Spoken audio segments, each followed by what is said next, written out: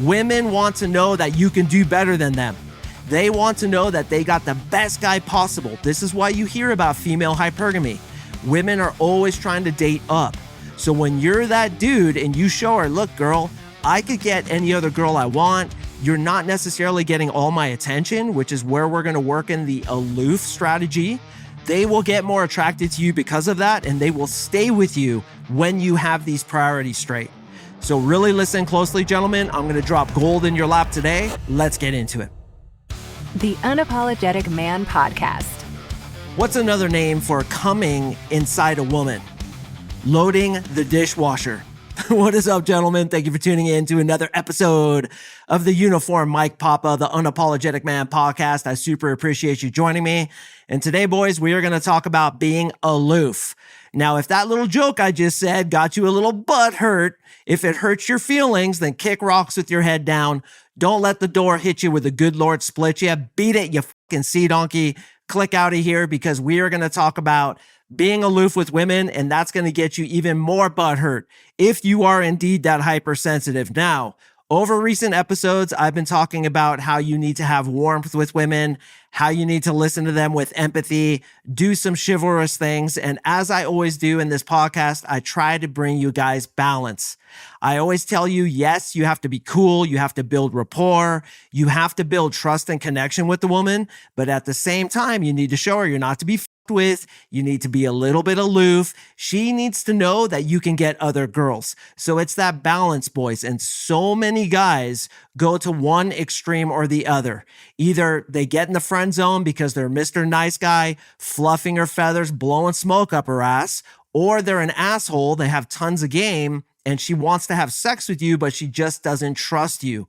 So we need to get that balance. Now, obviously, boys, I'm going to say some things today that might get you pissed off, but I want to reiterate that I absolutely love women. I respect them. I believe it's like the sacred feminine, and women have a power that us men do not have.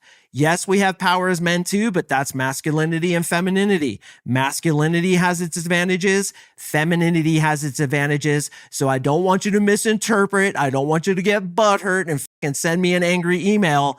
Everything I say here is simply a strategy to derive attraction.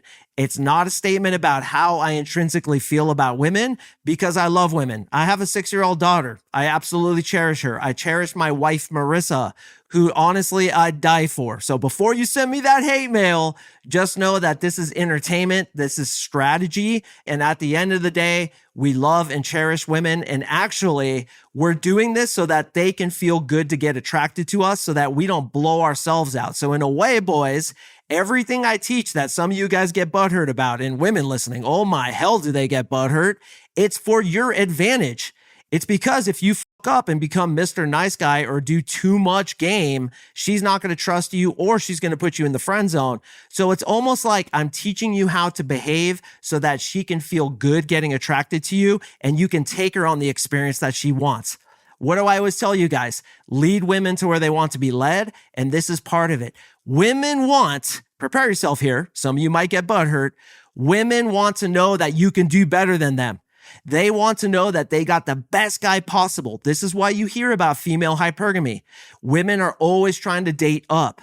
So when you're that dude and you show her, look, girl, I could get any other girl I want. You're not necessarily getting all my attention, which is where we're going to work in the aloof strategy.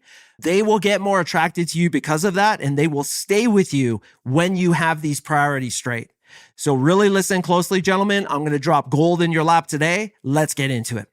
So as I alluded to previously, women want to know that you're the prize, you're the one who's being chased, you're the fucking alpha leader. How many of you guys have been on a date with a girl who you weren't that into, right? She may be a little bit heavier than she was in her pictures. She had a weird voice. Maybe she smelled weird. She had a fucking bean on her tooth. She kind of looked like Taylor Swift or Tweaker Bell. And you're like, oh, I'm not really into this girl. So while you're speaking to her, you're like, yeah, I'm not so into it. You just automatically were aloof, weren't you? She couldn't quite get your attention when she brought up shit that you weren't interested in. Maybe you were looking around the room. You challenged her a little bit because you didn't give a shit about what happens. This is the same way we need to be with girls who we are attracted to. You need to be a little bit aloof. She needs to have to fight for your attention just a little bit. She needs to know that your attention is a highly valuable thing and she can't get it so easily. What do most low value guys do? They're really excited. They have a big smile on their face. They're trying to get commonalities. They agree with everything she says, and consequently, they get slapped into the friend zone. So again, we need that balance. We need warmth, comfort, connection, but at the same time, we need to be aloof. How aloof? About 10%. Now, when I say aloof, it's exactly as it sounds. It means she's not getting your attention. You're interested in something else. You're getting bored. You're looking away. You're yawning. You're thinking about other things, maybe even checking your cell phone without being a dick now. We don't want to be disrespectful, but she needs to know that your attention is a little bit hard to get. So when you were out on the date with that Ham Planet fatty who was 70 pounds different than her fucking pictures on Hinge and Match.com, you're like, what the fuck, dude? Why do these chicks show up looking completely different? Because these chicks know that their pictures are going to get them dates. But do you agree with me? Like, why do they fucking show up fat?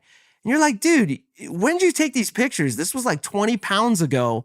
Do you really feel like this was honest? Like, girls get butthurt when we lie about our age or we lie about how tall we are, yet they put pictures of themselves when they were a fucking fitness model 10 years ago and they're 50 pounds heavier. So you're on a date with this chick and you're kind of like, yeah, whatever. I just want to get this over with. And then she gets attracted to you. You guys have all experienced this. This is because we as humans always want what we can't have, and we will always go after that which seems hard to obtain. This is a classic sales technique. Hey, we have a line of applicants. We only have so many products. So you're going to have to wait. You're going to have to apply. You're going to have to qualify in order to get that. You need to be perceived the same way. Brothers, you're the prize. The red helmeted warrior in your pants is the fucking trophy that she's going after. You have a line of girls waiting to date you, and she's the one submitting the application. So when you're speaking to her, you want to put about 10% of aloofness into it. Once again, aloofness is kind of looking away, maybe staring at her forehead in a weird way like you're thinking about something else. Another strategy is to back channel at the wrong time. I'll get into that in a second. But essentially, she just can't get you, and you want about 10% of that. Now, I told you in a previous episode that you also want to be warm. You want to build trust and connection. But think about this. It's that hot cold, right? That push pull, that kind of vibe where he's into me, yet he's not into me. He pays attention, yet he doesn't. That's what gets attraction. And you guys have all experienced that. Most of you guys have been highly attracted to a girl who you couldn't quite get. She was kind of into you sometimes, and when she was, it was like really good. And then she wasn't available. You couldn't quite get her attention. And you've also had girls into you, most of you, where you weren't really into her, but she was like a moped, fun to ride, but you didn't want to be seen with her. You gave her a couple days a week, and she fell super in love with you. Well, guys, this is the way it works. Women want what they can't have, and you need to be a little bit out of her grasp, a little bit aloof. How much? 10%. And I specifically do this when she brings up shit that isn't conducive to attraction. So for example, you're on a date with her and she starts complaining about something. Her job, her friends, her mortgage, her apartment, her anal bleaching appointment that got canceled. You need to understand that dealing with humans and also women is a lot like dog training. When they do what you want, you reward them. When they do what you don't want, you punish them. It's very simple. So she starts complaining about her anal bleaching. And you're like, oh my hell, dude, how is this conducive to attraction? It isn't. So I'm going to kind of look away. I'm not going to be interested. I'm going to back channel at the wrong time, which I'm going to get into in a second. Then she feels that, oh, I'm not getting his attention. I'm not getting his attraction. And she'll probably switch topics, to which now she's talking about how she's attracted to you, or you guys should do XYZ thing. You want to reward that behavior. Again, dealing with human beings is a lot like dog training. You do what I want, you have fun. You do what I don't want, you don't have fun. So when she's talking about boring shit or shit that isn't conducive to attraction, politics, religion, or her being negative in any kind of way, you start looking away. You seem disinterested. Maybe you get a look on your face like your whole table was sprayed with shit missed. I call it cake face because I'm going to show you a picture. When I was 10 years old, I think I was around 10, my brother had his 15th birthday and he's blowing out the candles and I have this look on my face like, again, I just got sprayed with shit mist because I was fucking pissed off that idiot, that moron got a fucking birthday cake and I didn't. So I'm looking up at him like, you fucking moron, right? And we call it cake face. Marissa always laughs at me. She's like, you just did cake face, which is kind of like, God damn this guy, this look I get on my face. I'm going to throw cake face at her. And again, if you're watching on video, I just showed you a picture. And I do that to this day unconsciously when people kind of piss in my river or they're doing some shit I don't like. So I might give her cake face or I might question her. Is this how you do it? You go on a date with a guy and you start talking about negative things. Like, look what you did. For the past 2 minutes, you've been complaining about your boss. I mean, I get it. That day kind of sucks and I hear you. But at the same time, do you think this is what you should be talking about on a first date? And furthermore, you do understand that what you put out there energetically comes back to you, right? When you put out negativity, when you complain, you do know about the law of attraction. The universe is a mirror. What you put out there comes back to you. So you're doing this on a first date. I kind of have to wonder, is this often how you are? Are you like kind of a negative person? Now what that does is it sets the precedence that she has to kind of sell herself to you.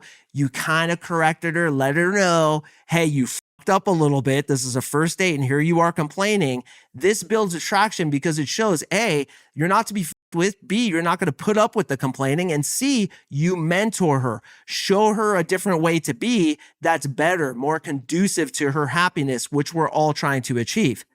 Now, I mentioned back channeling. Back channeling is when somebody is talking and you say, oh, really? Uh-huh. Oh, yeah. No shit. It's those words you say to let that person know that you're listening and you're paying attention. Now, you guys should do good back channeling when she's talking about things that are conducive to attraction. And you should do bad back channeling when she's saying shit that isn't conducive to attraction. So she's talking about how she wants to go on a different date with you, or she wants to go to the hot tub and you guys are going to play truth or dare, which is the most gangster way to sexually escalate. Truth or dare in the hot tub. If you didn't hear my episode about that, I definitely suggest you check it out.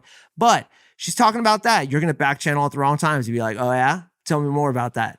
And you're in it. You're looking at her. You're present, like I talked about in a recent episode, meaning you're not thinking. You're just there with her. You're feeling your heart. She feels you listening to her. But then she starts complaining about, I don't know, her alcoholism. She's like, I didn't drink for 11 years, but then I turned 12.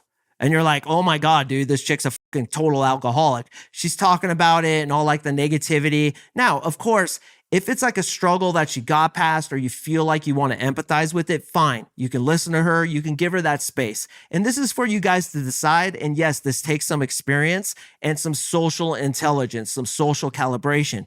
But if she's just like fucking routely complaining, just oblivious to any kind of positivity, just going for the negative, this is when you back channel at the wrong time. You're like, uh-huh. Oh, really? Yeah. Got it. And you're kind of trying to like rush her through it. Have you guys ever experienced this? You're talking to somebody, they're back channeling at the wrong time. And you're like, dude, this motherfucker isn't even listening to me. It usually comes with socially unintelligent people, but I'm going to do it when someone's complaining or being negative.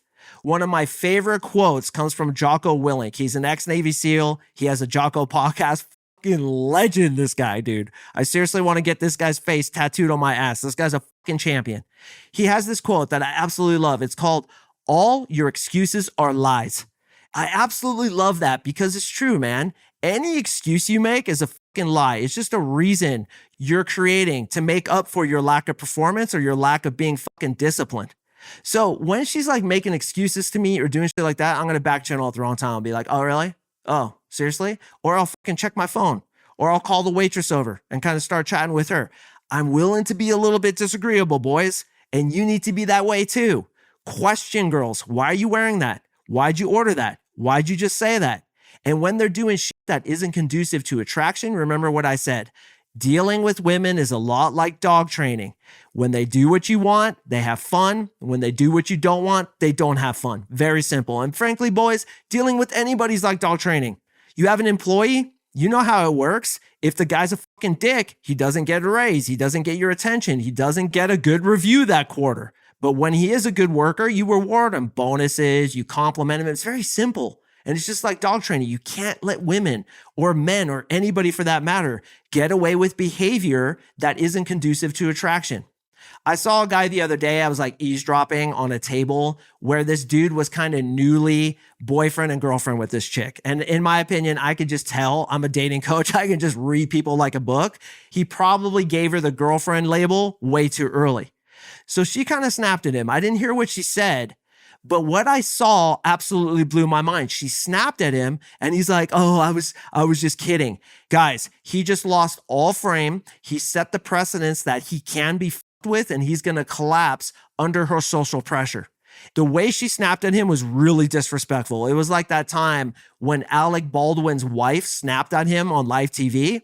I would have fucking broken up with her on the spot. I mean, I probably would have waited until we were off TV, but I've been like, yeah, you're done. You can't disrespect me like that in front of millions of people.